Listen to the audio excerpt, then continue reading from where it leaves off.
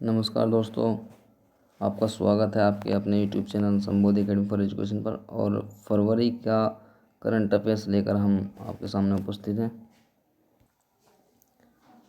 और ये जो है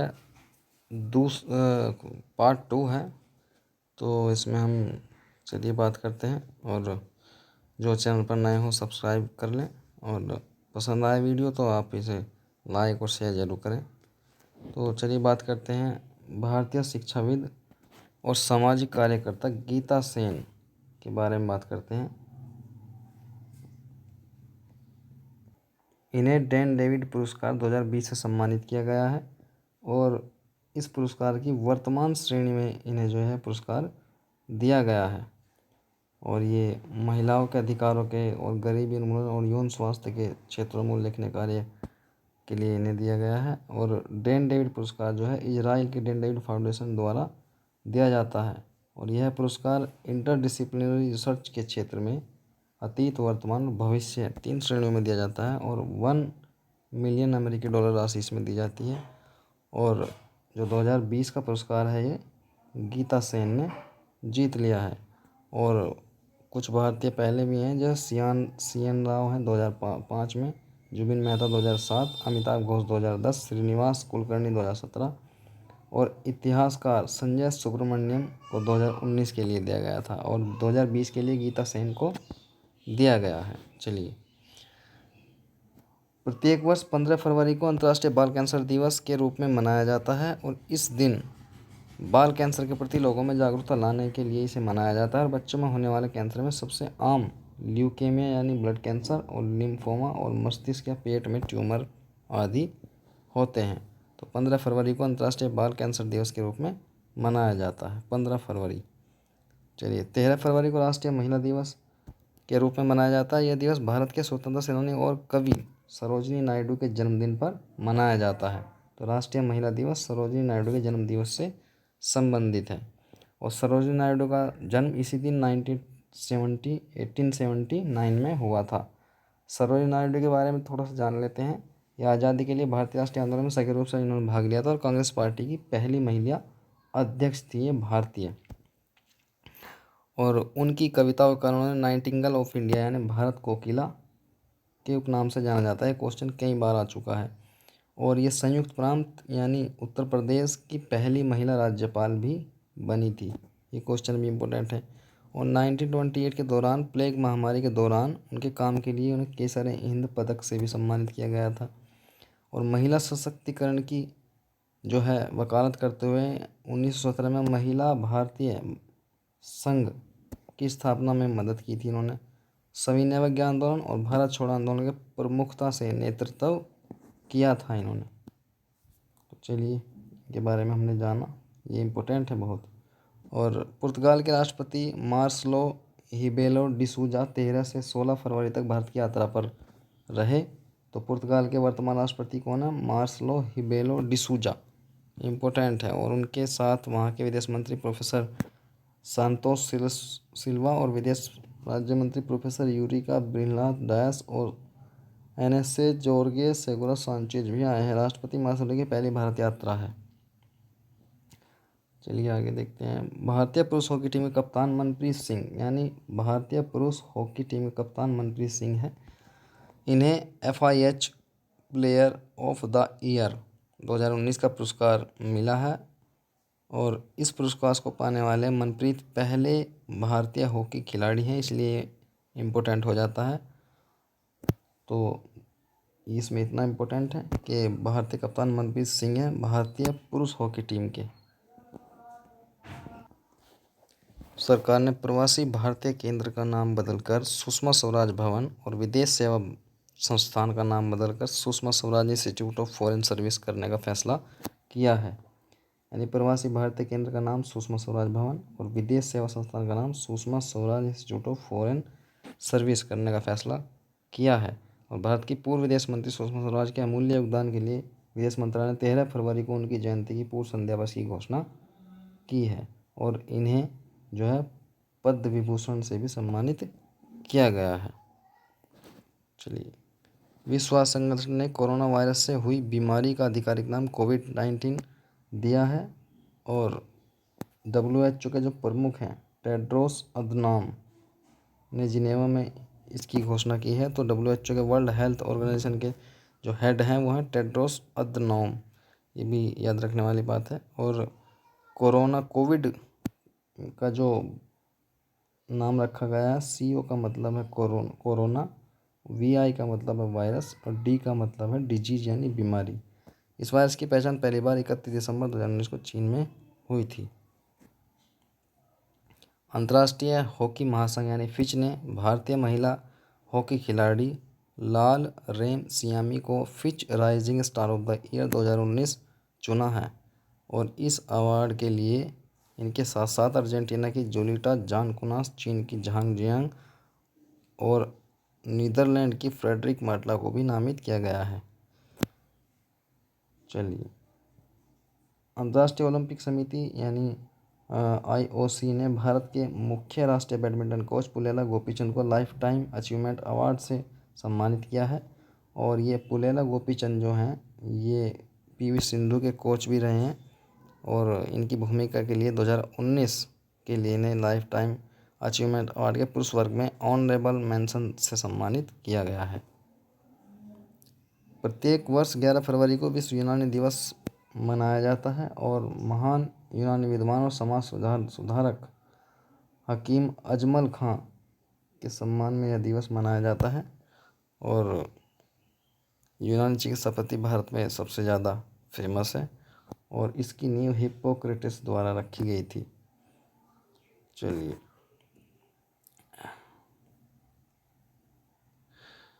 और जो 92 ऑस्कर पुरस्कार हैं उनमें जो बेस्ट फिल्म है पैरासाइट, सर्वोच्च सम्मान पाने वाली पहली विदेशी फिल्म है।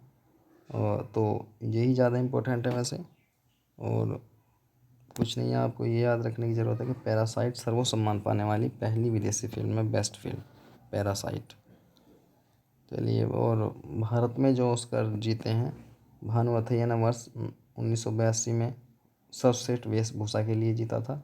सत्यजीत राय ने लाइफ टाइम अचीवमेंट कैटेगरी में ऑस्कर, AR रहमान ने म्यूजिक, गुलजार ये भी जो है समडॉग मिलियनेयर के लिए म्यूजिक, और रेसोल पोकुट्टी साउंड मिक्सिंग के लिए, और पीरियड ऑफ सेंटेंस फिल्म जो 2019 में जो हापुड़ में बनी थी उसको भी जो है दिया गया था।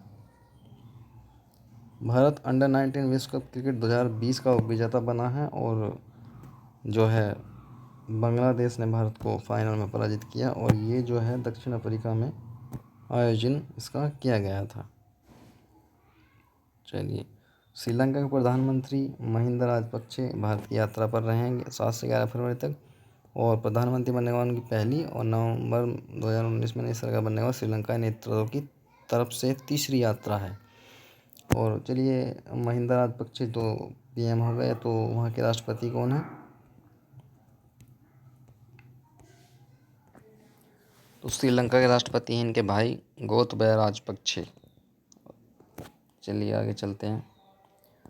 भारत सरकार का सूचना और प्रसारण मंत्रालय ने 10 से 28 फरवरी तक एक भारत श्रेष्ठ भारत अभियान का आयोजन देश भर में किया है और इसमें जो है केंद्र शासित प्रदेशों के साथ पूर्ण जो राज्य हैं उनको मिक्स करके जो है इकट्ठा किया गया है और लोगों में साझा पहचान की भावना मजबूत करने के लिए चलाया गया है, जिससे जो है सरदार पटेल का जो सपना है जो उन्होंने एकता के सूत्र में देश को बांधा था उसको भी एक श्रद्धांजलि के रूप में जो है प्रस्तुत किया गया है।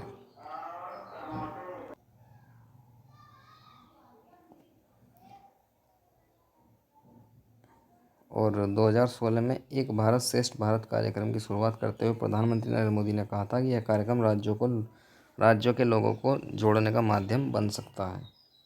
चलिए, सेना की सुरक्षा के लिए भारतीय सेना के मेजर अनूप मिश्रा ने एक बुलेट प्रूफ बैलिस्टिक हेलमेट का निर्माण किया है और ये ऐसा हेलमेट है जो बुलेट प्रूफ हेलमेट है जो 10 मीटर की दूरी से AK-47 की गोली को भी रोक सकता है। इससे पहले अनूप मिश्रा ने बुलेट प्रूफ जैकेट का निर्माण किया था जो स्नाइपर राइफल की गोलियों से सुरक्षा प्रदान कर सकती है। और अनूप मिश्रा जो हैं अभेद प्रोजेक्ट के अंतर्गत कार्यरत हैं और उन्होंने जो है बुलेट प्रूफ जैकेट और अभी जो है हाल ही में एक बुलेट प्रूफ बैलिस्टिक हेलमेट का निर्माण किया है। और बैलिस्टिक हेलमेट को मेजर अनूप मिश्रा द्वारा अभेद प्रोजेक्ट के अंतर्गत बनाया गया है। इसी के तहत full body protection bullet proof jacket भी विकसित किया गया था। अनूप मिश्रा जो है भारतीय सेना के कॉलेज ऑफ मिलिट्री इंजीनियरिंग के लिए काम करते हैं। तो किसने बनाया है? मेजर अनूप मिश्रा। रक्षा मंत्रालय की 11वीं रक्षा प्रदर्शनी यानी 11th डिफेंस एक्सपो, ये क्वेश्चन आ चुका है यूपी पीसीएस में एक बार। 2020 का आयोजन जो है लखनऊ में 5 से 8 फरवरी तक किया गया है। राजनाथ सिंह ने इस प्रदर्शनी का जो है के समापन सत्र की अध्यक्षता की। यह अब तक का सर्वश्रेष्ठ आयोजन रहा। इस रक्षा प्रदर्शनी में 200 से अधिक प्रौद्योगिक हस्तांतरण के समझौता ज्ञापन पर हस्ताक्षर किए गए और कई रक्षा उत्पाद जारी किए गए। हर दूसरे वर्ष आयोजित होने वाली यह 11वीं रक्षा प्रदर्शनी थी, यानी ये 2 साल में एक बार आयोजित की जाती है और इसका उद्घाटन प्रधानमंत्री नरेंद्र मोदी द्वारा किया गया था। चलिए, इस बार कहाँ हुआ? लखनऊ में। 11th defence expo India 2020 Lucknow में 5 से 8 फरवरी। अमेरिकी अंतरिक्ष एजेंसी नासा की अंतरिक्ष यात्री जो है क्रिस्टीना कोच, ये अंतर्राष्ट्रीय अंतरिक्ष स्टेशन यानी इंटरनेशनल स्पेस स्टेशन पर लगभग 11 महीने बिताने के बाद 6 फरवरी को सुरक्षित पृथ्वी पर लौट आई हैं। और यह किसी महिला द्वारा अब तक का सबसे लंबा मिशन था। कोच ने अंतरिक्ष में 328 दिन व्यतीत किए। इससे पहले नासा की पैगी विल्सन के पास ये रिकॉर्ड था, जिसे इन्होंने तोड़ दिया है। तो क्रिस्टीना कोच सबसे ज़्यादा दिनों तक अंतरिक्ष में रहने वाली प्रथम महिला बन चुके हैं। 328 दिन में की 13.9 करोड़ किलोमीटर की यात्रा अंतरिक्ष में। 328 दिन के अपने प्रवास के दौरान क्रिस्टीना कोच ने धरती के 5248 चक्कर लगाते हुए 13.9 करोड़ किलोमीटर की यात्रा की है। उन्होंने अपने अंतिम स्पेस वॉक में जेसिका मीर के साथ जो है बाहर निकली। इनके साथ जेसिका मीर भी थी, जिसके साथ वे बाहर निकली। और इतिहास में पहला मौका था जब किसी स्पेस वॉक में पूरी तरह महिलाओं का दल अंतरिक्ष स्टेशन के बाहर गया हो। चलिए, अमेरिकी चैम्बर ऑफ कॉमर्स के नियंत्रण नवोन्मेष नीति केंद्र GIPC ने 5 फरवरी को अंतर्राष्ट्रीय बौद्धिक संपदा सूचकांक जारी किया है और उसमें प्रथम रैंक अमेरिका को दी गई है और भारत को 40वीं रैंक मिली है। और पिछली बार 2019 में 36वीं रैंक पर था भारत, इस बार 40वीं रैंक पर है और प्रथम पर जो है अमेरिका है और ब्रिटेन दूसरे पर है। चलिए, प्रत्येक वर्ष 4 फरवरी को विश्व कैंसर दिवस मनाया जाता है और कैंसर के बारे में जागरूकता और लोगों को शिक्षित करने के उद्देश्य से दुनिया भर में यह मनाया जाता है। और इस बार इसकी थीम जो है वो रखी गई है, मैं हूँ और रहूँगा या रहूँगी, यानी I am and I will. और 3 साल के लिए एक ही थीम रखने का फैसला 2016 में लिया गया था। तो 3 साल तक एक ही थीम रहा करेगी अब इसकी। चलिए, 4 फरवरी को विश्व कैंसर दिवस मनाया जाता है। थीम है I am and I will. Australia open tennis tournament 2020 प्रतियोगिता 14 जनवरी से 2 फरवरी तक ऑस्ट्रेलिया के मेलबर्न में खेला गया। इस प्रतियोगिता के पुरुष एकल खिताब सर्बिया के नोवाक जोकोविच ने जीत लिया है। किसने? नोवाक जोकोविच ने। चलिए, प्रधानमंत्री मातृ वंदना योजना लागू करने में मध्य प्रदेश ने पहला स्थान हासिल कर लिया है और इंदौर जिले को इस योजना में बेहतर कार्य के लिए पहला स्थान दिया गया है। चलिए, प्रधानमंत्री मातृ वंदना योजना क्या है? इसके तहत कामकाजी महिलाओं को गर्भावस्था के कारण या दौरान मजदूरी से होने वाले नुकसान और उचित आराम और पोषण सुनिश्चित करने के लिए 5,000 रुपये की प्रोत्साहन राशि दी जाती है। और इस योजना को कुल 1 जुलाई 2017 को देश के सभी जिलों में लागू कर दिया गया था। तो ये गर्भावस्था के दौरान जो महिलाओं को 5,000 रुपये की प्रोत्साहन राशि देने वाली योजना है। और मध्य प्रदेश पहला स्टेट है जिसने इसे लागू करने में तेज़ी दिखाई है और इंदौर को बेहतर कार्य के लिए पहला स्थान दिया गया है। चलिए, पूर्वी अफ्रीका में टिड्डियों के प्रकोप की वजह से सोमालिया देश है जिसने देश में आपातकाल की घोषणा की है। और ऐसा ये पहला देश है जिसने जो है टिड्डियों के कारण आपातकाल की घोषणा की है, पूर्वी अफ्रीका का। चलिए, आगे चलते हैं। भारतीय मूल के अरविंद कृष्णा को इंटरनेशनल बिजली मशीन यानी IBM का मुख्य कार्यकारी CEO बना दिया गया है। चलिए, IBM इंटरनेशनल बिजली मशीन एक संक्षिप्त रूप है और यह अमेरिका कंपनी जो इसके कई देशों में कार्य करती है। कंप्यूटर हार्डवेयर तथा सॉफ्टवेयर के साथ साथ होस्टिंग तथा कंसल्टिंग सेवाएं भी प्रदान ये करती है। और अरविंद कृष्ण ने IIT कानपुर से अंडर ग्रेजुएट की डिग्री ली हुई है। चलिए, तो अरविंद कृष्ण जो है इंटरनेशनल बिजली मशीन के CEO बन चुके हैं। चलिए, विश्व सतत विकास शिखर सम्मेलन यानी वर्ल्ड सस्टेनेबल डेवलपमेंट समिट 2020 का आयोजन नई दिल्ली में 29 से 31 जनवरी तक किया गया है। और इसका आयोजन प्रतिवर्ष ऊर्जा व संसाधन संस्थान द्वारा यानी टेरी द्वारा किया जाता है। इसकी theme towards 2030 making the decade count, इसकी जो है थीम रखी गई है। Towards 2030 making the decade count, ये सबसे इम्पोर्टेंट है थीम। चलिए,